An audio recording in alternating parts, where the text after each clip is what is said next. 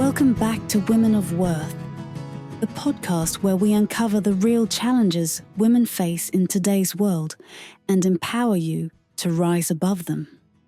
Today, we're tackling one of the biggest influences on modern self-image, social media.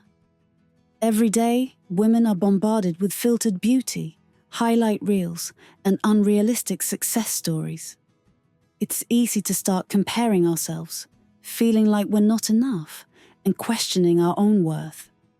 But is social media really showing reality, or is it just a curated illusion? In this episode, we'll break down how social media shapes women's self-image, why we're so drawn to it, and the scientific reasons behind the dopamine-driven addiction to validation. We'll explore how AI-generated beauty standards are distorting self-perception and why comparison culture is damaging our mental health. Most importantly, we'll discuss how to reclaim your confidence, set digital boundaries, and reshape your relationship with social media so that it empowers rather than diminishes you. So, if you've ever felt like social media is making you question your worth, this episode is for you.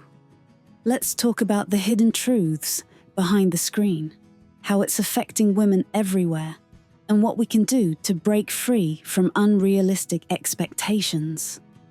Before we dive in, don't forget to like this video, subscribe to our channel, and hit the bell icon so you never miss an empowering episode. And we want to hear from you. How has social media impacted your self-image? Drop a comment below, and let's have an open conversation. Let's take back control of our self-worth, one mindful scroll at a time. Hey everyone, welcome to another deep dive with us. It's great to be here. Today we're tackling something I think we all struggle with, at least a little bit. Oh yeah, definitely. It's how social media shapes how women see themselves. We've got a really insightful episode of SO2 to go off of today, episode 19 to be exact, and it's all about this topic, how social media is shaping women's self-image. But we want to go a little bit beyond that, the why. Why does this happen? What can we do about it? Yeah, it's not just about, seeing someone on vacation and feeling bad. Right, exactly. It's deeper than that. There are psychological mechanisms going on. Yeah, for sure. And they can really impact how women see themselves and where they fit in the world. Well, that's a great place to start. Dig into that. This idea that everyone else is living this picture-perfect life. It's something we all feel, but why is it so powerful? I think because social media is all about curation. We're seeing the best angles, the perfect lighting, the peak moments. Right. But our brains don't always process that. I mean, you know it, but it still gets you. Yeah, it's hard to remember that when you're scrolling. Exactly. We're comparing our messy, everyday lives to these perfectly constructed online personas. And that's where the comparison comes in. Yeah, is that where the real trouble starts? Is that the root of it? A study in computers in human behavior actually found that women who compare themselves upwards to people they see as better off or more attractive, they often end up with lower self-esteem and body dissatisfaction. So it's like you're constantly measuring yourself against something that's not even real. It is, and it can be so hard to shake that feeling. I mean, it's tough. Even when you know it logically. Yeah, you know it, but you still feel it. Right. The article we're looking at today, it talks about Emily, and she was constantly comparing her body to these fitness influencers online. Oh yeah, I've seen those. And she really struggled with self-esteem. Makes sense. Until she started to understand how much editing and posing goes into those pictures. I think people forget that sometimes. Yeah, like even fitness, which should be about health, right, gets caught up in this pressure to be perfect online. And that pressure is everywhere. It is. And I think a big part of it is filters. They're everywhere. Right? They're like a digital mask. But what's the bigger impact? I think it goes beyond just, playing with how we look. It starts to change how we see beauty in general. Think about Snapchat dysmorphia. What's that? That's where people want cosmetic procedures to look like their filtered selves. Whoa. It's a real thing. Wow. A report from JAMA Facial Plastic Surgery actually showed this is a growing trend. Really? Especially among young women. That's kind of scary because those filtered images aren't real. Right, they're computer-generated ideals. So how do we even begin to address this? Well, awareness is a big part of it. Limiting filter use, looking at more unedited photos. That's good advice. It helps you reconnect with your real image. And remember that our real selves are good enough. The unfiltered you is perfectly fine. Okay, well, this next point, it's a big one. What's that? Social media and body image anxiety. Oh, yeah. That's huge. It feels like you can't escape it. Right, especially in today's visual world. Yeah, everything's so visual now.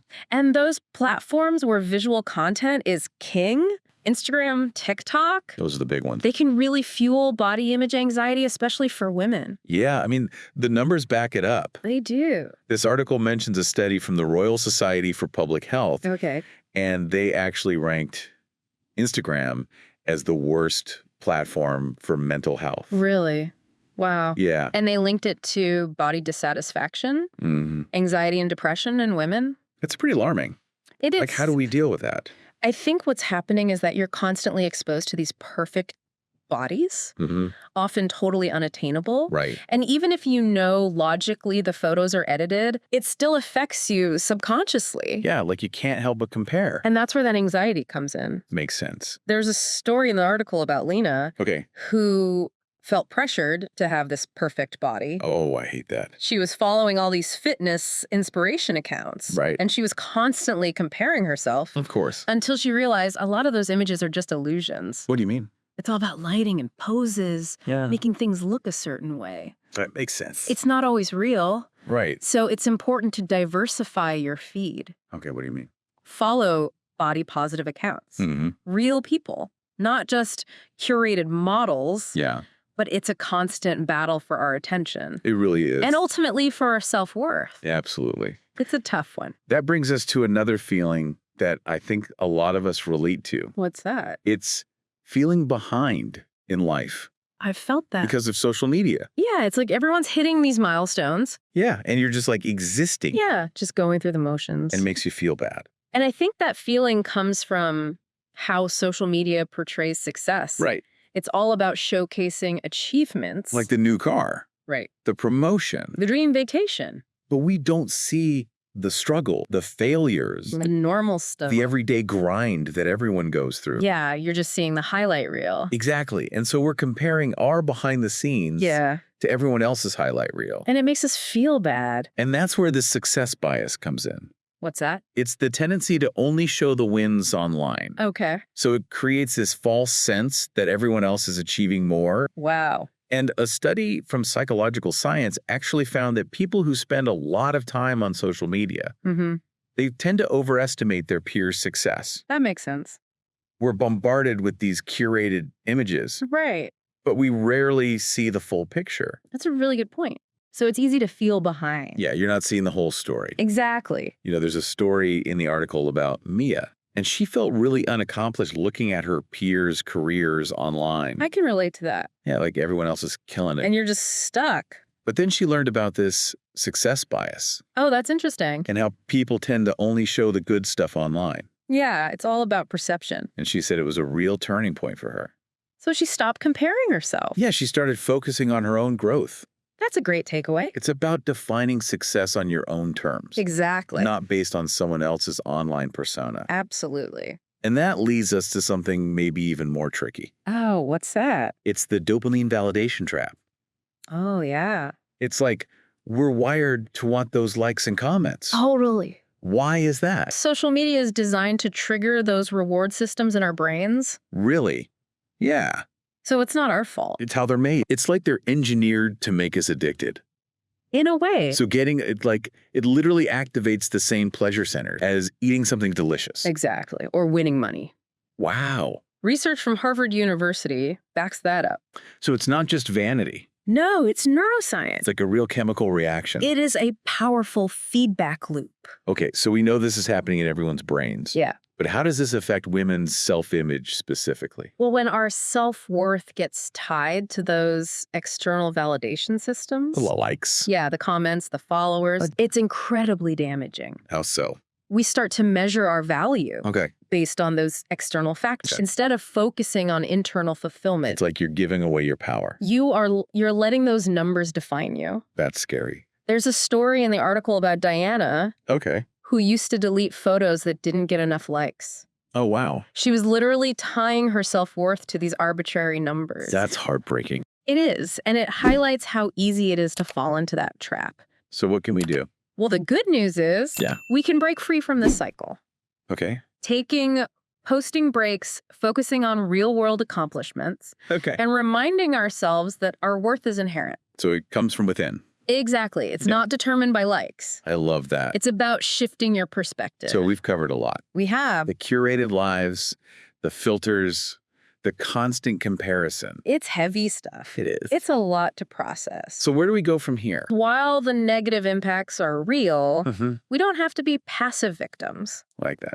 There are practical strategies we can use to reclaim our power in this digital landscape. Well, I can't wait to hear about those. So it can feel overwhelming, right? It really can. Like we're fighting a losing battle. But we actually have more control over our social media experience than we think. Okay, I like that. It starts with being intentional about it. So not just scrolling mindlessly. Right, exactly. So instead of just letting the algorithms decide what we see, how do we take charge? Curating your feed is huge. What do you mean? Think of it like a digital detox for your mind. Okay. Unfollow those accounts that make you feel bad. The ones that trigger those negative emotions? Exactly. The ones that make you feel envious or inadequate. And instead, prioritize accounts that inspire you, that share real-life experiences or make you feel good about yourself. I love that. So it's like spring cleaning for your social media. Right. Out with the toxic, in with the positive. Exactly. But how do you know which accounts are actually good for you? It's about tuning into how you feel. Okay. When you're scrolling through your feed, do certain accounts leave you feeling drained? Or like anxious? Yeah. Envious, anxious. Yeah. Those might be the ones to reconsider.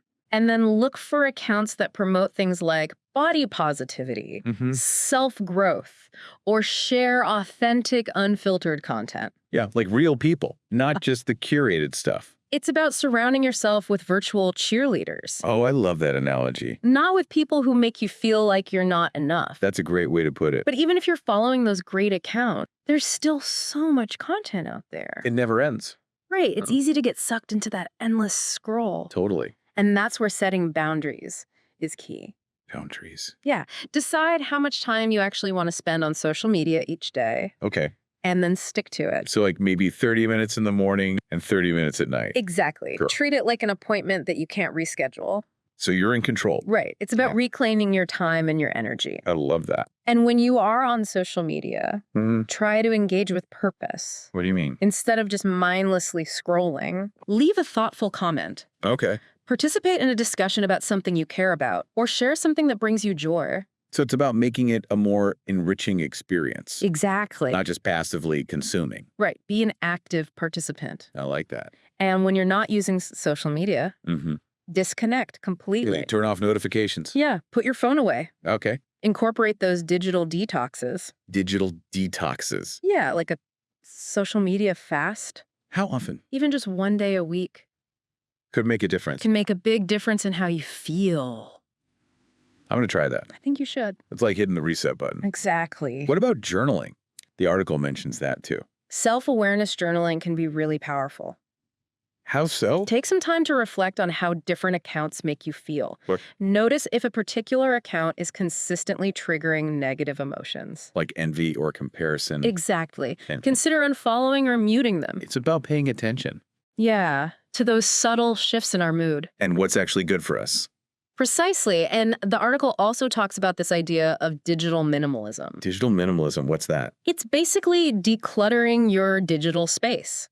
Oh. Just like you would your physical space. I like that. So instead of feeling overwhelmed by notifications and emails and updates, right, it's constant. You create a more streamlined experience. Okay. Be intentional with the apps you use, the accounts. You follow the information you allow into your life. That makes sense. And that freed up time and mental energy can then be used for things that bring you joy and fulfillment offline.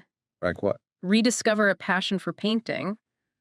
Sign up for that pottery class you've been thinking about. Oh, yeah. Or just spend more time listening to music or connecting with loved ones in person. It's about balance, isn't it? It is finding that sweet spot between our online and offline lives. So we've talked about a lot of strategies for minimizing the negative impacts of social media. But what about the good stuff? Is there a way to actually use these platforms to boost our self-image? Absolutely there is. Okay, I like that. Remember, social media is a tool. Okay. And like any tool, it can be used for good or bad. It's how you use it. Exactly. It's all about how you choose to use it. So how can we use it for good? It can be a great way to connect with like-minded people, to share your creativity, to build community, to find support. Okay, so instead of focusing on seeking validation, we can shift our focus to giving back. Yeah, make a positive impact. I like that. Maybe you leave a genuine comment that brightens someone's day. Okay. Or reach out to a friend who's going through a tough time. Yeah. Or share something that inspires you. So we're using it more intentionally. Right. But how do we make sure those positive interactions outweigh the negative ones? That's a great question, and it takes effort. Because it's so easy to get caught up in the comparison trap. It really is, but I think it comes down to cultivating self-awareness and remembering that social media is just a snapshot, a curated version of reality. It's not the whole picture. It's not. So how do we remind ourselves of that? Right when we're bombarded with these seemingly perfect lives. Yeah, and bodies. Like, even if you know it's not real, it still affects you. It does, and that's why it's so important to have those strategies in place. It's also helpful to remember that everyone's journey is different. Oh, yeah. We're all on our own unique paths, and comparing ourselves to others is a recipe for unhappiness. Like comparing apples to oranges. Exactly. We all have different starting points, different goals, different challenges. And I think it's also important to redefine success. What do you mean? What does success actually mean to you? Yeah. What are your values? What are your goals? Don't let social media dictate those answers. That's a good point. It's about taking back our power, defining success on our own terms. I love that. But I think for a lot of women, it's hard to separate self-worth from external validation. It is, especially in a society that often judges us based on our appearance. Yeah, like you're constantly being told you need to look a certain way. And that's where those filters and those curated images come in. Right, they feed into that. But true self-worth comes from within. Not from likes. Not from filters. It's about recognizing our inherent value as human beings. Regardless of what social media might tell us. It's so important. It is. So how do we cultivate that inner sense of worth? How do we silence those voices that tell us we're not enough? Yeah, it's hard. It's a journey, not a destination. Okay. It takes practice and patience and self-compassion. So where do we start? I think it starts with becoming aware of those negative thoughts and challenging them. Like what? Ask yourself, is this thought really true? Okay. Is it helpful? And if not? And if not, try to replace it with a positive affirmation. So instead of focusing on what we lack, we focus on what we have to offer. Exactly. Your strengths, your talents, your unique qualities. So we're creating a positive feedback loop. Right, in our own life. Instead of relying on social media for that validation. Exactly. And that's when we truly start to thrive. That's when we reclaim our power. It's about defining our own worth. And creating a digital world that supports our well-being. I love that. It's possible. That's a powerful message. And I think it's the perfect segue into the final part of our deep dive. Okay. Where we'll explore what it actually looks like to live out that truth in a world that's so saturated with social media. Okay, so we've talked about the downsides of social media, all the curated perfection, the comparison traps, and how it affects how we see ourselves. It's a lot. It is. But I think what's really sticking with me is this idea of reclaiming our power. It's not about ditching social media altogether. Right. It's about using it more intentionally. It's a shift in mindset. Yeah. Moving from passively consuming to actively choosing what we engage with. What messages we let in and how we define our own worth. So we can actually shape how social media influences us. Exactly. Instead of letting it dictate our self-image. Imagine scrolling through your feed and feeling inspired and uplifted and connected instead of inadequate or anxious. It would be amazing. That's the potential. But is it really possible? With all the pressure we've talked about. Yeah, it feels like a lot. It takes effort, but it's achievable. Okay. Remember Emily, who was comparing herself to all those fitness influencers? Yeah. Once she understood how curated those images were, she started following accounts that promoted realistic fitness and body positivity. Oh, that's right. And it changed her whole experience. So it's like we need to retrain our brain to see through the filters, the posing the perfect narratives. And that starts with being mindful of the content we consume. Okay. Are certain accounts consistently making you feel bad about yourself? Oh, that's a good question. Maybe it's time to unfollow or mute. Yeah. Prioritize accounts that align with your values. Okay. That make you feel good, that inspire you. It's like a social media cleanse. Yeah, get rid of the junk food. And fill your feed with nourishing content. I love that analogy. What about those digital detoxes we talked about? Those can be really powerful. For resetting your perception. Right. And breaking free from that comparison cycle. Even taking one day a week off social media can make a difference. Absolutely. It gives you space to reconnect with yourself. Yeah. Your own values. Mm-hmm. What truly matters to you outside of likes and followers. It's so easy to get caught up in that world. It is. And forget that our worth comes from within. That's the ultimate goal, isn't it? What is? To cultivate a sense of self-worth that's unshakable, no matter what's happening on social media. So as we wrap up this deep dive, Yeah. what's the one message you want listeners to take away? Social media is a tool. Okay.